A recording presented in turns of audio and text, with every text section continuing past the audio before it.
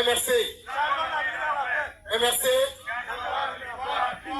Jusqu'où? En passant par.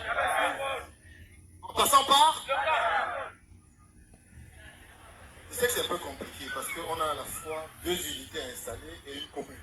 On ne sait pas si on va dire. Quel village ici? Ondol.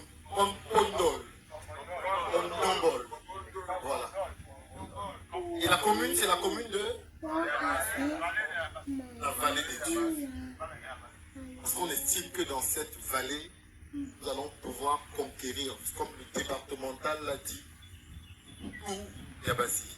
Et que la mairie de Yabassi, on dira un jour, et par PK27, que ça a véritablement commencé. Mon rôle aujourd'hui,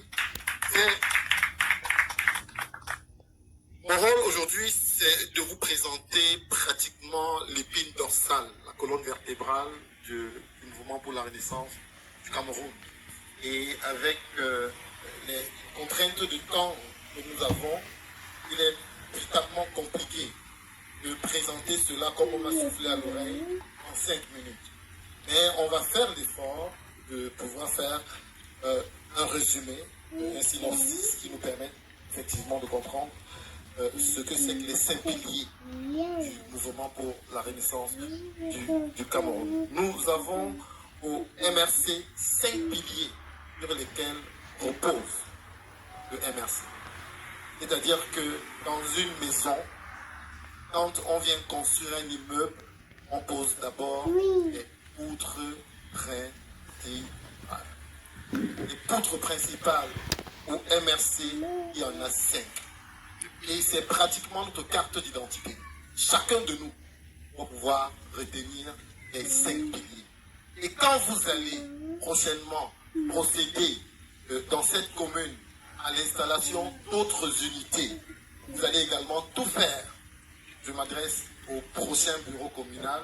Vous allez également tout faire pour présenter aux populations que vous installez ces 5 piliers sur lesquels repose le mouvement pour la Renaissance du Cameroun. Le premier pilier, c'est le pacte républicain. Le pacte républicain est celui qui vient redonner, en résumé, la confiance entre les citoyens, c'est-à-dire les Camerounais, toute la communauté des citoyens et ceux qui nous dirigent. Et dans ce cadre-là, le MRC a prévu plusieurs réformes institutionnelles qui nous permettront de redonner confiance aux citoyens, de redonner confiance à ceux qui nous dirigent et de redonner confiance dans cette relation entre les citoyens et ceux qui dirigent. Aujourd'hui au Cameroun, on parle essentiellement des questions de légitimité de ceux qui dirigent. Vous savez qu'au MRC par exemple, nous sommes dans un combat depuis 2000. Et ceux qui sont en bas. C'est pour cela qu'il y a plusieurs crises qui couvrent encore. Vous avez la crise anglophone, vous avez la crise du Boko Haram et des crises politiques comme celle dont je viens de parler tout à l'heure. Le MRC, par ce pacte donc, doit créer une fraternité nouvelle entre les Camerounais également. J'ai entendu tout à l'heure le départemental dire qu'il n'y avait pas de Camerounais qui soient moins Camerounais que les autres. Que partout où vous êtes au Cameroun, vous devez vous sentir chez vous. Et chaque Camerounais a droit, à part égale, comme ses autres frères camerounais, à la communauté nationale. Donc, ce pacte républicain vise à préserver la paix. La paix qui est au centre également des politiques du mouvement pour la Renaissance du Cameroun. C'est pour cela qu'on peut dire MRC, changeons d'avenir dans la paix. Et nous allons arriver à Etodi. Par la paix et dans la paix et dans les urnes. Et dans les urnes. Donc notre rôle aussi en tant que militant du MRC sera de travailler. Le président élu a dit 2 millions. 2 millions d'inscrits en 2025. En 2024, nous avons pu faire 800 000 inscrits. C'était exceptionnel.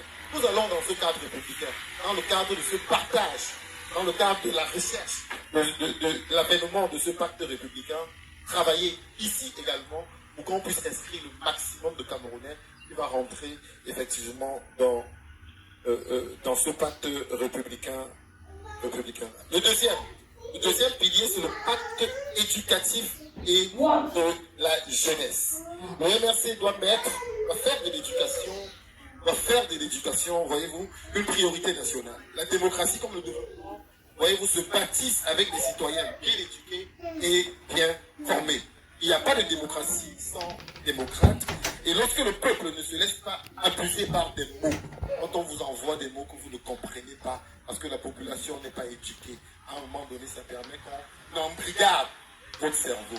Nous allons, par le pacte éducatif et la jeunesse, permettre à tous les citoyens camerounais d'être éduqués et de participer effectivement à l'effort de développement que nous souhaitons tous. Parce que le développement ne se réussit qu'avec des femmes et des hommes bien formés. Nous aurons, à l'occasion des prochaines élections présidentielles qui arrivent, à présenter, quand je dis nous, c'est avec vous, parce que vous êtes désormais partie de la famille de la Renaissance, proposer aux Camerounais un projet éducatif qui permette à ce qu'on ait une éducation nouvelle, qui ramène chaque Camerounais, qui permette à chaque Camerounais et donc de participer à cet effort de développement sur la base de nos ressources naturelles. Et nous savons qu'elles sont riches. Quand je parle de ressources naturelles, nous sommes ici dans l'UNCAM, monsieur le vice-président. Dans l'UNCAM, on le sait, c'est l'une des régions les plus riches du Cameroun.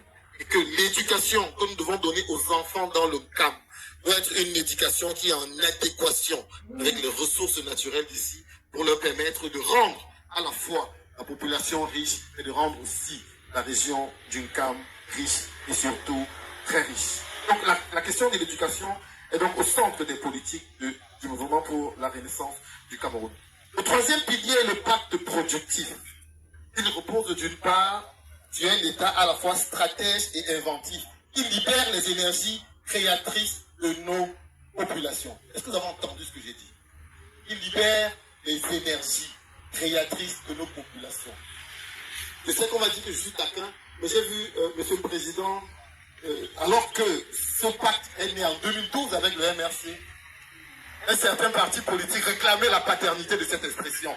Vous voyez bien qu'aujourd'hui, on vous dit ici dans le cadre, libérer les énergies du Cameroun, c'est les fonds baptismaux du mouvement pour la résistance du Cameroun depuis 2012.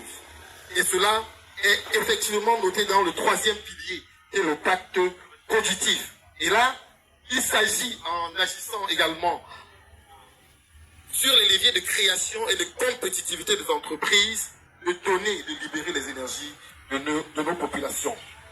Avec plusieurs moyens. L'incitation, nous avons l'incitation compétitive à l'investissement national et étranger, l'innovation et l'acquisition des technologies dont nos filières industrielles ont besoin. Et ceci passe par une stratégie d'alliance avec des partenaires stratégiques capables, voyez-vous, de nous ouvrir l'accès à la fois aux technologies et aux marchés mondiaux. Nous avons à cet égard devant nous des expériences instructives de divers pays émergents. Et pour y réussir, mes chers amis, il faut faire confiance aux nationaux dans le cadre d'une véritable alliance stratégique entre l'État et le secteur privé. Parce que ce sont les privés qui produisent la richesse et que parmi vous également, l'État doit mettre des moyens en place pour qu'il y ait des possibilités d'accompagnement.